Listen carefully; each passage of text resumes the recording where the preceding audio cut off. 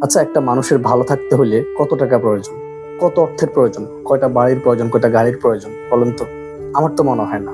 ভালো থাকার জন্য কখনো টাকা প্রয়োজন হয় না। দেখেন, আমরা বর্তমানে এমন একটা জেনারেশন, আপনার যদি ৳৫ থাকে, আপনি চিন্তা করবেন আপনার ৳১০ লাগবে। আপনার যদি একটা বাড়ি থাকে, আপনি ভাববেন আপনার ১০টা বাড়ি লাগবে। আপনার একটা গাড়ি থাকলে আপনার 10টা গাড়ি লাগবে। এই যে চাই আরো চাই, আমাদের মধ্যে যে একটা লোভ, যে একটা লালসা, এই লোভ লালসা কখনো আমাদেরকে ভালো থাকতে দিবে না। দেখেন একটা কথা, আমরা যখন ঢাকা শহরের রাস্তা দিয়ে হাঁটি তখন দেখি কিছু মানুষ মাথার নিচে ইট দিয়ে তারা ঘুমাচ্ছে। শীতের সময় দেখতাম কিছু মানুষ চাউলের বস্তা গায়ে দিয়ে ঘুমাইতেছে। তো এদেরকে দেখার পরে আমাদের জীবন নিয়ে আর কোনো আফসোস থাকার কথা না। আরে ভাই, ওই মানুষদের টার্গেট, ওই মানুষদের স্বপ্ন আপনার মতো একটা খাটে ঘুমানো, আপনার মতো একটা রুমে ঘুমানো, তাদের স্বপ্ন এটা। অথচ আমরা তাদের স্বপ্ন পূরণ করে ঠিকই বসে আছি। আমরা একটা খাটে ঘুমাইতেছি, আমাদের কি সুন্দর চারদোয়ারের মধ্যে একটা রুমে ওটা ঘুমাইতেছি।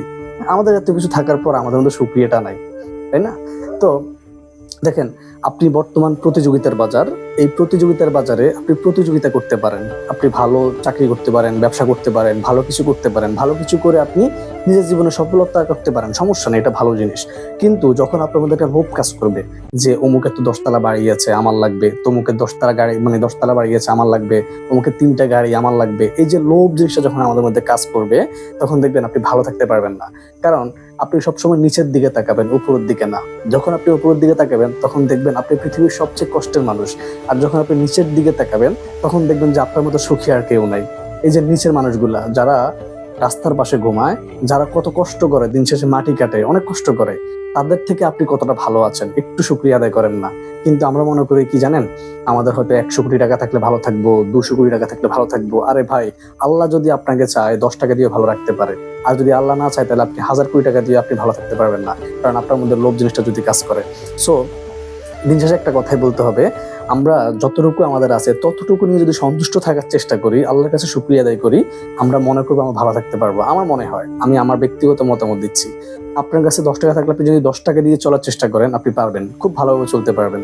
কিন্তু আপনার কাছে যদি ১০০ কোটি টাকাও থাকে, লাভ হবে না। আপনি দেখবেন আপনি ভালো নাই, আপনি চিন্তা করবেন আমার আরো ১০০ কোটি হলে ভালো হইতো, আরো ২টা বাড়ি হলে ভালো হইতো, আর একটা গাড়ি হলে ভালো হইতো। মানে ওই যে লোভ, লোভ লালসা এমন একটা জিনিস যেটা আমাদেরকে ধ্বংস পর্যন্ত করে দেয়। আমরা কখনো ভালো থাকতে পারি না। দিন শেষে একটা কথা খেয়াল রাখবেন, যে পৃথিবীতে আমরা যত কষ্ট করি না কেন, সবকিছুর মূল কেন্দ্রবিন্দু হচ্ছে ভালো থাকা।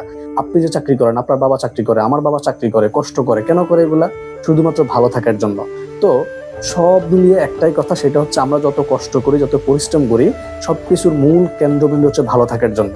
তো আপনি যদি সারা জীবনে তো কষ্ট করে টাকা পয়সা কামান, বাড়ি গাড়ি করেন, করার পরে আপনি ভালো থাকতে পারতেছেন না, তাহলে আপনার টাকার কোনো মূল্য নাই, কোনো দাম নাই।